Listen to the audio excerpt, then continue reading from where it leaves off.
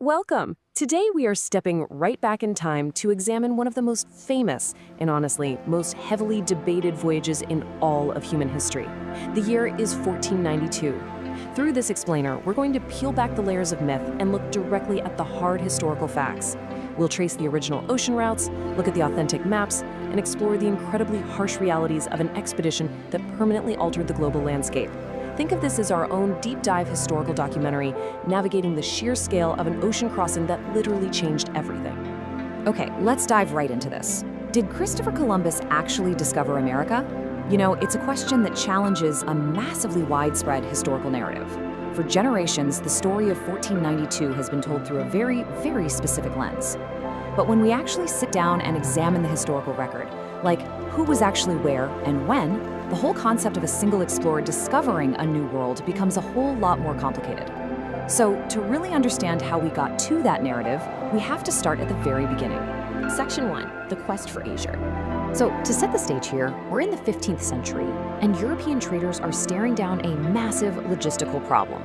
The old, established land routes to the east are heavily controlled, which leaves European powers absolutely frantic for completely new routes to Asia. And why? Well, it all came down to incredible, unbelievable wealth. We're talking spices, silk, and other highly prized goods. These weren't just luxury items, they were the absolute economic engines of empires. Securing a direct trade route meant unimaginable power. The stakes were incredibly high. Now, what's really interesting about this slide is the sheer contrast between the ambition and the reality. Enter Christopher Columbus. He pitched a really bold, unconventional idea. He believed it was entirely possible to reach Asia simply by sailing west from Europe, straight across the ocean. The ambition was massive, sure, but so was his critical error. He actually vastly underestimated the actual size of the Earth. And even more importantly, he had absolutely no knowledge that the Pacific Ocean even existed. I mean, he was planning an epic, world-changing voyage based on a fundamental geographical blind spot. Moving right along to Section 2, Spain's Green Light. Because having a bold idea is one thing, right? But actually getting someone to fund an unprecedented expedition across an unmapped ocean, that is a logistical nightmare. Columbus had to find a royal sponsor willing to take a massive gamble.